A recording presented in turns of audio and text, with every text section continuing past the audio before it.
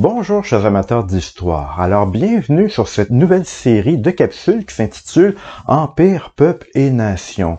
Alors ce nouveau cours que je donne, et donc c'est en fait la version numérique d'un cours que je donne déjà normalement en classe, donc qui s'intitule plus longuement Empire, peuple et nation, une histoire contemporaine. Alors évidemment, dans le contexte de la COVID, je vais faire comme la session dernière, pour ceux qui ont été fidèles à ma série Zoom Civilisation, alors c'est dans la lignée de la précédente série de capsules. Alors cette fois-ci, on va s'attarder plus particulièrement à la période contemporaine. Alors justement, la période contemporaine, c'est le chaînon qui relie le présent à ses racines historiques. Elle est faite de peuples et de nations en quête d'espoir, d'affirmation et d'identité. Et elle raconte l'histoire d'empires, de cités et d'États aux prises avec les incertitudes d'un monde en constante mutation.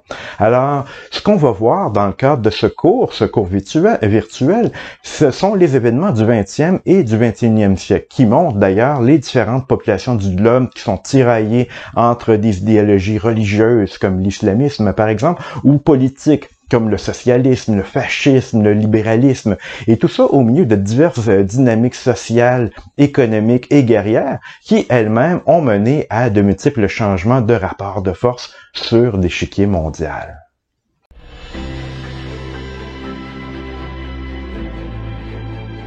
Alors donc, qu'est-ce qu'on va aborder dans le cadre de ces capsules? Alors, vu qu'il est question d'histoire contemporaine, on va aborder comme principaux thèmes les grands conflits mondiaux comme la Première et la Seconde Guerre mondiale, ainsi que les tentatives de dialogue à travers les organisations de la Société des Nations dans un premier temps et de l'ONU dans un deuxième temps, les fameuses Nations Unies. Et on va constamment osciller finalement entre continuité et rupture au cours du 20e siècle, parce qu'on va assister notamment à l'effritement des grandes puissances européennes, mais aussi à l'évolution des peuples du tiers-monde à travers la décolonisation. Et tout ça, on va le voir dans un contexte de guerre froide entre les États-Unis et l'URSS, donc un grand conflit qui va, déterminer une grande partie du 20e siècle. Alors donc, cette guerre froide qui provoque de nombreux conflits larvés disséminés partout sur la planète. Et cette guerre froide qui se termine vers la fin des années 1980, eh bien, malgré la chute du bloc de l'Est qu'elle occasionne et la nouvelle dynamique mondiale qu'elle suscite, de vieux combats vont persister, tels que la lutte pour les droits de la personne, des femmes et des minorités, ou encore l'effritement des spécificités culturelles et des inégalités de développement. Alors, c'est l'ensemble des problématiques qu'on va aborder dans le cadre de ce cours.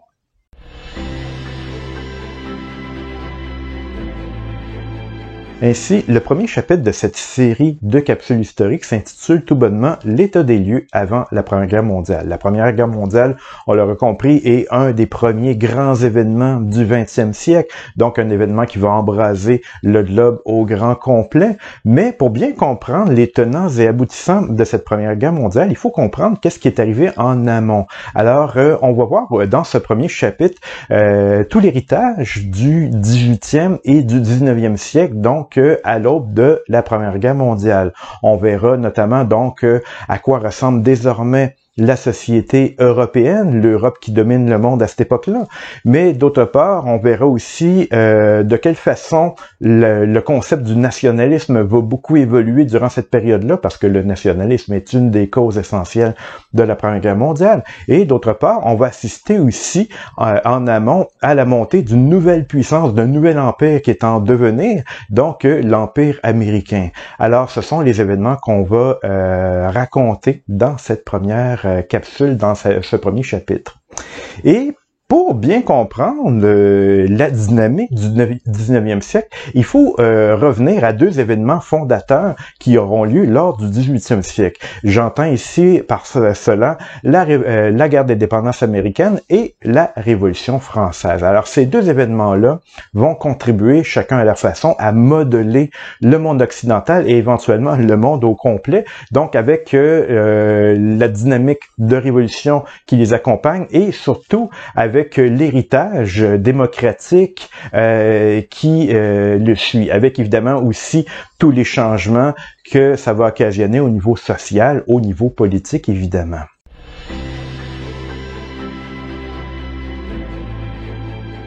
Alors d'abord, le premier événement qui attire notre attention, c'est la guerre d'indépendance américaine, qu'on appelle parfois la Révolution américaine, même si c'est davantage donc une guerre d'indépendance, parce que la Révolution, c'est plutôt une révolte bourgeoise davantage qu'une révolution. Néanmoins, il faut revenir à l'origine. Donc, les États-Unis, avant qu'ils s'appellent ainsi, étaient des colonies. Il y avait 13 colonies d'origine britannique qui avaient été fondées sur la côte atlantique et donc en Amérique. Et si au début elles étaient en situation coloniale, donc c'était des colonies au service de la métropole, leur métropole qui, dans ce cas-ci, était l'Angleterre, eh bien, comme elles étaient loin de leur métropole, les Américains, en fait, les colonies américaines ont développé avec le temps une culture de liberté, de démocratie et de libre entreprise. Liberté parce que l'Angleterre n'était pas là pour surveiller les colons. L'Angleterre était bien occupée dans différents conflits et n'avait pas le temps d'envoyer des soldats ou des douaniers surveiller l'économie américaine et tout ce qu'ils faisaient là-bas. D'autre part, on développe une culture de démocratie parce que comme justement la métropole est loin, on va donner des pouvoirs aux gens locaux, hein, donc les colons qui ont le loisir d'élire leurs représentants aux assemblées, ils ont le loisir également d'élire leurs juges. Alors donc tout ça va contribuer à développer une culture de démocratie et de libre entreprise également parce que déjà les colonies américaines sont fondées par l'entreprise privée, par des compagnies d'import-export de façon générale. Alors dès le début, la libre entreprise va faire partie de l'ADN de la colonie américaine, de la société américaine. Et avec le temps, lorsque l'Angleterre, après avoir réglé plusieurs de ces conflits, va commencer à vouloir contrôler davantage ces colonies, notamment contrôler leur économie, ces colons qui ont été habitués longtemps à une liberté, à une démocratie, vont commencer à ruer dans les brancards et c'est là que va commencer cette guerre d'indépendance américaine. Donc, plusieurs révoltes qui émanent de l'élite d'affaires, celles à qui on veut enlever ses profits avec des nouvelles taxes, hein, taxes sur le thé et bien d'autres. Alors, et la population l'appuie de plus en plus. Alors donc, a lieu une révolte qui se transforme en guerre d'indépendance. Les Américains, n'arrivant pas à obtenir gain de cause auprès de l'Angleterre, finit par faire sa révolution, finit par se révolter contre l'Angleterre et cette guerre d'indépendance, les Américains, contre toute attente, vont la gagner pour toutes sortes de raisons que j'ai eu l'occasion d'évoquer dans une capsule précédente. Alors, lors de cette victoire, les Américains vont fonder un nouveau pays, les États-Unis d'Amérique, un nouveau pays aux assises démocratiques. Des assises démocratiques bien imparfaites au début, elles le sont encore d'ailleurs, on le voit à travers les événements actuels. Néanmoins, c'est une première démocratie moderne dans le monde occidental et qui aura une notoriété de plus en plus grande. Cela dit, pour l'instant, l'influence des États-Unis est relativement limitée, dans la mesure où est-ce que c'est encore un petit pays qui est très loin du centre du monde, le centre du monde qui, pour l'instant, est en Europe. Alors, néanmoins, plusieurs observateurs européens commencent à regarder de plus en plus attentivement du côté des Américains et sont tentés de reproduire la même chose chez eux, notamment en France.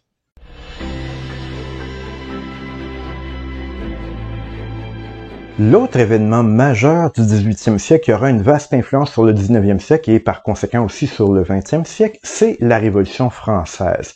Alors que les États-Unis sont un pays relativement mineur, comme je l'ai dit à cette époque-là, la France, au contraire, est un des pays majeurs de l'Europe, un des pays majeurs du monde. Alors, les événements qui vont s'y dérouler vont avoir une influence considérable sur l'ensemble du monde occidental et ensuite sur le monde. Alors donc, la Révolution française va avoir un impact considérable. Comment commence-t-elle? Ben d'abord, à la fin du 18e siècle, le peuple vit dans la misère, donc la société française de l'époque était extrêmement inégalitaire, et justement, au sein de cette population, il y a une nouvelle classe sociale émergente qui veut faire de plus en plus sa place. Il s'agit de la bourgeoisie. Alors, la bourgeoisie sera au centre de ce mouvement. Alors, ces gens-là qui sont suffisamment riches pour avoir une influence et d'autre part qui ont l'instruction pour théoriser leurs aspirations. Alors donc, ils vont profiter d'une crise économique et d'une crise politique à la fin du 18e siècle pour mener une révolution contre le pouvoir en place, le pouvoir des privilégiés, c'est-à-dire les nobles et le haut clergé, et aussi évidemment la monarchie absolutiste. Alors donc, le roi, on finit par s'en débarrasser en le décapitant.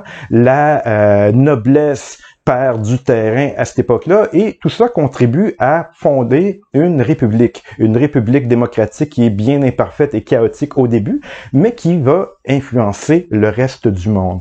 Alors même si par la suite les assises du pouvoir démocratique sont menacées par la prise du pouvoir par Napoléon. Les armées de Napoléon qui vont voyager partout en Europe dans une œuvre de conquête, ils vont contribuer à véhiculer les idéaux révolutionnaires partout en Europe. Alors, les conquêtes de Napoléon qui contribue justement à oppresser certaines populations, va amener ces populations à suivre le modèle français et à vouloir eux-mêmes mener leur révolution. Donc des révolutions qui auront lieu sous forme de tentative ou sous forme de réussite un peu partout autour de l'Atlantique. C'est ce qu'on appelle la révolution atlantique. Il y en aura en Europe à bien des endroits, aussi loin que l'Espagne, l'Irlande ou la Prusse ou les Pays-Bas, mais également donc en Amérique du Sud et même en Amérique du Nord avec la tentative des patriotes au Québec, donc qui va échouer. Néanmoins, cet événement-là fait partie d'un mouvement plus global. Alors donc, cette révolution française va amener plusieurs conséquences. Des conséquences mondiales que j'ai montrées également d'abord, mais d'autre part, on peut mentionner une montée de la bourgeoisie capitaliste. Alors la bourgeoisie qui était placée sous une forme de plafond de verre qui l'empêchait de se hausser dans la société, ce plafond de verre disparaît et la bourgeoisie mène de plus en plus la société occidentale. D'autre part, il y a aussi le nationalisme qui prend de plus en plus d'importance. Le premier, il va se développer dans un premier temps au sein de la France elle-même, mais éventuellement le nationalisme se développe partout, on le verra tout à l'heure. Et d'autre part, il y a aussi les idéaux démocratiques qui apparaissent dans un premier temps chez les Américains, donc avec la guerre d'indépendance américaine, mais qu'on retrouve ensuite chez les Français et ensuite bien d'autres peuples qui vont désirer reproduire la démocratie chez eux aussi. Alors tout ça, ça amène un requestionnement de la société, ça amène beaucoup de bouillonnement au niveau politique, au niveau militaire aussi, parce qu'il y a des affrontements entre les différents nationalismes, et tout ça va contribuer à changer le visage du monde, et notamment au niveau de sa société.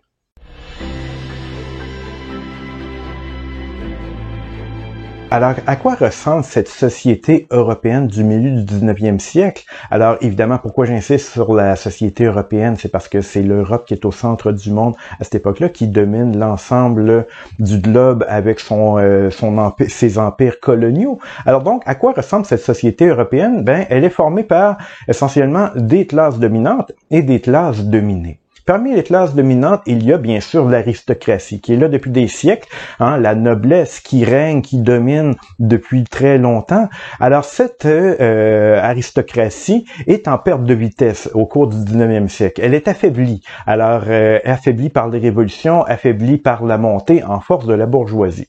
Elle est affaiblie, dis-je, mais elle n'est pas disparue, parce qu'elle jouit d'une richesse accumulée à travers les siècles, à travers des placements qu'elle a fait sur le long terme. Alors donc, cette société est quand même en perte de vitesse, en perte de pertinence. Alors, c'est une société, une classe qui est marquée beaucoup par l'oisiveté, l'importance du paraître. Alors, je suis trop riche pour travailler. Alors, il y a cette influence-là qui est visible au travers de la classe de la noblesse, même s'il y a toujours des exceptions, bien sûr.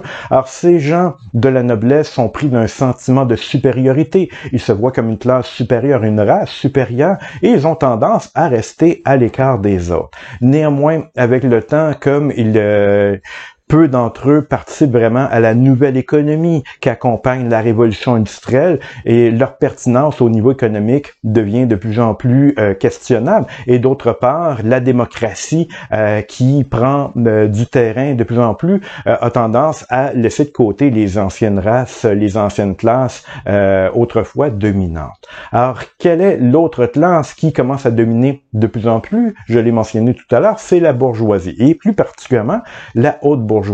Qui sont ces bourgeois? Ce sont ceux qui détiennent les postes de commande économique et politique, hein, donc à travers les entreprises, à travers les banques, et ce sont également les députés, les professions libérales comme les avocats, les juges, les notaires, les médecins. Alors donc, ces bourgeois qui ont rué dans les brancards durant une bonne partie du 18e siècle pour obtenir davantage d'influence, jouer un rôle de plus en plus déterminant dans l'économie, mais aussi dans la société, ben maintenant qu'ils sont au sommet de la société, ils vont avoir tendance désormais à refermer leurs rangs, à ne plus se mêler des autres classes inférieures, du moins inférieures à leurs yeux, et donc pour devenir une classe proprement dominante comme l'était la noblesse avant elle.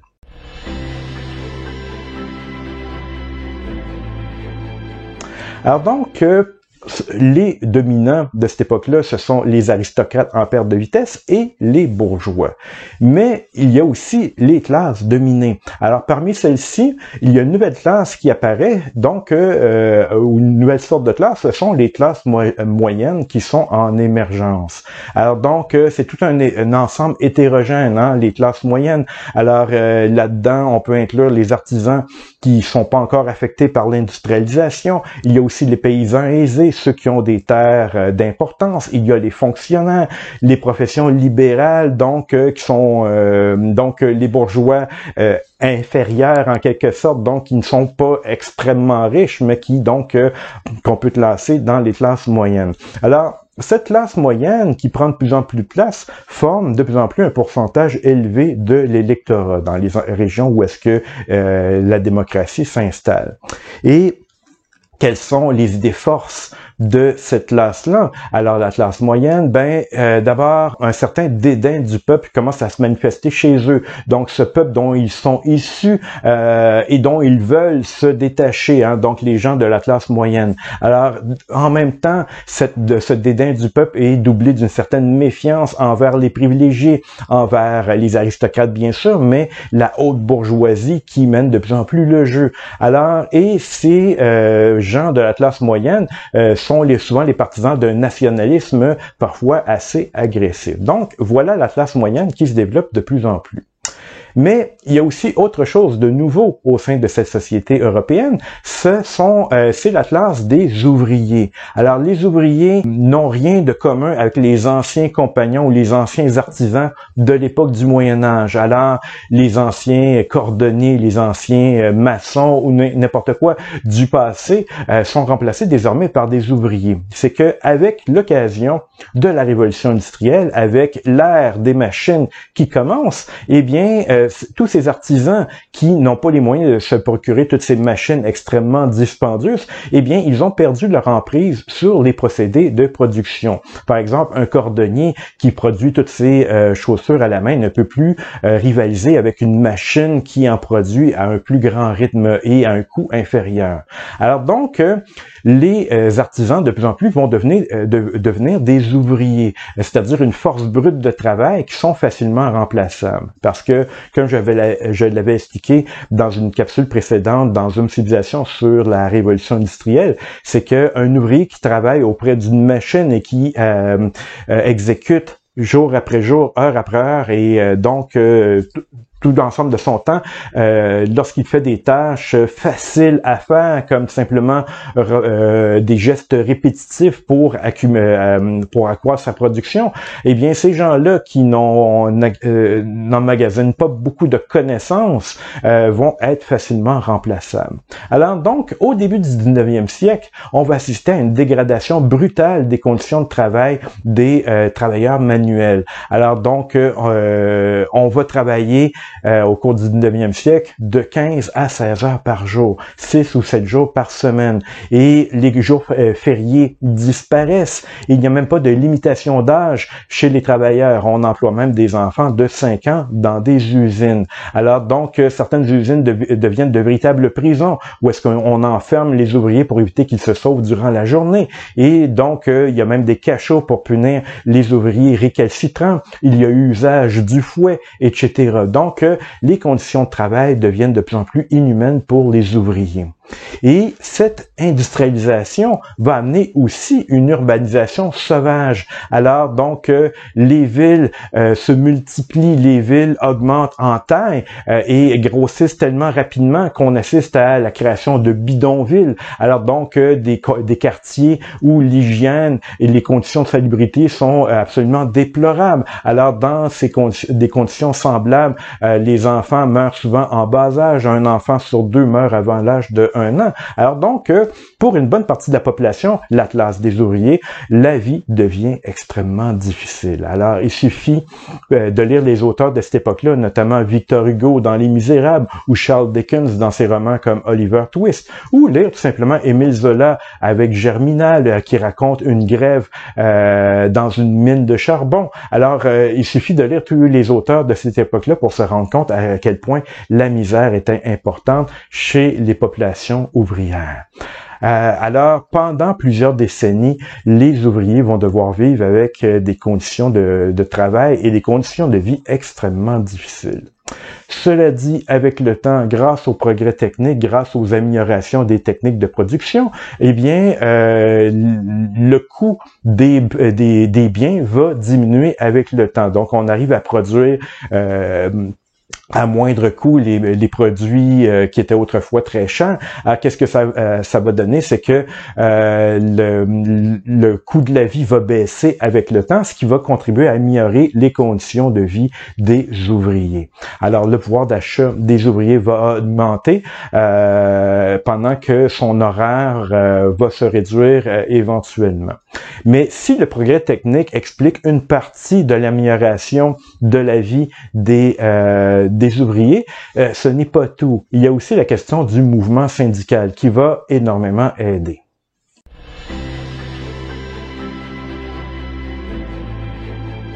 C'est que c'est au cours du 19e siècle que le syndicalisme va se développer. Il apparaît d'abord dans les grandes usines mécanisées et au départ, les syndicats qui sont interdits par la loi vont être pourchassés sans relâche par les autorités publiques. N'oublions pas que c'est la bourgeoisie capitaliste qui est au pouvoir désormais et donc la classe des chefs d'entreprise qui n'ont pas intérêt à améliorer les conditions de travail et les salaires de leurs employés. Alors au début, les syndicats sont des sociétés secrètes qui se cachent.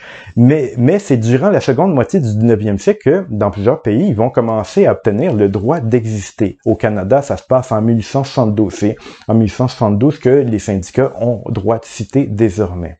Évidemment, les milieux d'affaires n'acceptent pas facilement ces syndicats et ça donne lieu parfois à de spectaculaires affrontements. Alors des grèves sauvages, des conflits parfois sanglants où la mêlée s'en mêle. Alors aux États-Unis, nombre d'affrontements auront lieu entre le milieu des affaires et les forces ouvrières avec des morts à l'attelé, etc. Néanmoins, avec le temps, avec toutes ces manifestations, toute cette mobilisation, le capitalisme va devoir s'adapter. Et dans les pays les plus avancés à l'époque, comme la Grande-Bretagne, l'Allemagne ou les pays scandinaves, et plus tard en France et en Amérique du Nord, des lois vont être adoptées pour améliorer les conditions de vie des ouvriers, notamment en réduisant le temps de travail qui va passer généralement de 16 à 10 heures par jour et à 8 pour les femmes qui ont des enfants. D'autre part, on va commencer à songer à indemniser les victimes d'accidents de travail, victimes qui autrefois perdaient tout simplement leur emploi et la possibilité d'en obtenir d'autres et qui vivaient désormais dans la mendicité. Désormais, on indemnise les victimes d'accidents. Et d'autre part, on va imposer une journée de repos obligatoire par semaine, le fameux dimanche. Et évidemment, on est encore loin d'un monde parfait, mais c'est un début. Et de ce fait, la société ouvrière, la classe ouvrière va commencer à prendre davantage de place et avoir un milieu de vie un peu plus adéquat pour elle.